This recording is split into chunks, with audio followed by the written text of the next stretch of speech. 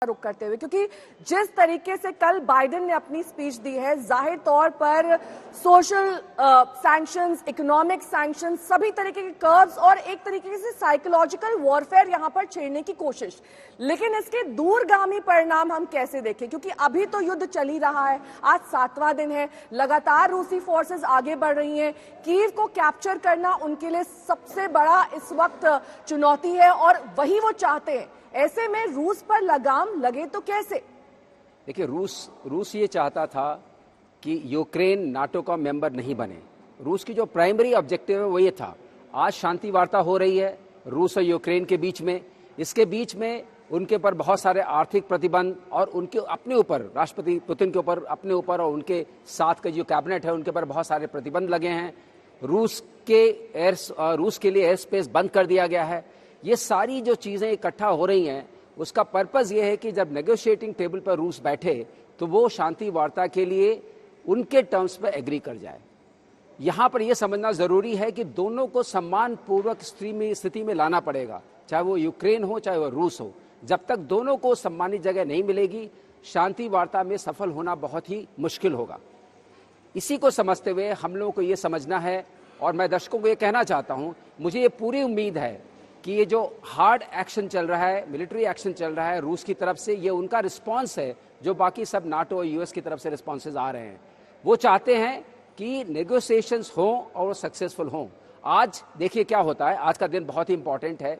आज जिस तरह से बात चलेगी, अगर उस बात में ये तय हो जाता है कि रूस जो है अपने मिलिट्री एक्शन को स्टॉप कर दे, तब आप समझिएगा हम एक अच्छी स्थिति में आने की उसमें आ गए हैं। और मुझे पूरी उम्मीद है कि दोनों तरफ के लोग ये चाहते होंगे ये रुक जाए। लेकिन जो रिटॉरिक्स चल रहे हैं, जो आपने बोला साइकोलॉजिकल वॉरफेयर चल रहा है, वो एक दूसरे को नेगोशिएटिंग टेबल पर बातचीत करने को मजबूर करने के लिए चल रहा है।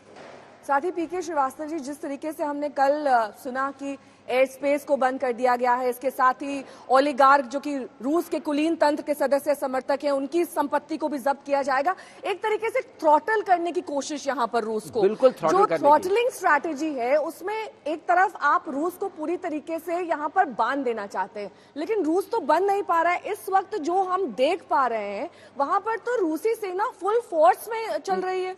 नेहा, कहीं ना कहीं ये भी सोच है वेस्ट की कि अगर हम इतने तरह के प्रतिबंध लगाएंगे तो रूस में इंटरनल कोई कॉन्फ्लिक्ट शुरू हो सकता है, रूस के अंदर कोई फ्रैक्चर शुरू हो सकता है कि पुतिन जो कर रहे हैं वो एक्शन ठीक नहीं है। तो ये एक उस तरफ भी इशारा है कि रूस के अंदर आंतरिक आप एक विद्रोह पैदा करें कि वहां की जो रूस की जनता है वो ये कहे कि आप इस युद्ध को बंद करिए। ये भी एक प्रेशर टैक्टिक्स है। फाइनेंशियल जो सैंक्शंस लगते हैं उससे जनता के ऊपर बहुत बड़ा प्रभाव पड़ता है। रूबल का दाम कितना कम हो गया आप जानते हैं। तो उस सारी चीज़ों से वहाँ के जो बिजनेसमैन हैं, जो बाकी रहने वाले लोग हैं, उनको तरह तरह के आर्थिक ये व्यवधान आएंगे। उस सब को ठीक करने के लिए ये भी कोशिश है कि रूस के अंदर एक आंतरिक विद्रोह हो, रूस जो है अपने इस मिलिट्री एक्शन को बंद करे और नेगोशिएटिंग टेबल जब बैठे तो यूक्रेन की बात मान करके जिस तरह की बात वो मनवाना चाहते हैं और पुतिन अपनी बात को सामने रखें। लेकिन मुझे ये नहीं लगता है कि पुतिन को जब तक ये सिक्योरिटी नहीं मिलती है कि नाटो का मेंबर नहीं बनेगा यूक्रेन, तब तक पुतिन के लिए कोई सम्मानजनक रास्ता है इससे बाहर निकलने का, वो अपने आप में एक बहुत बड़ा अड़चन है, बहुत बड़ी अड़चन है।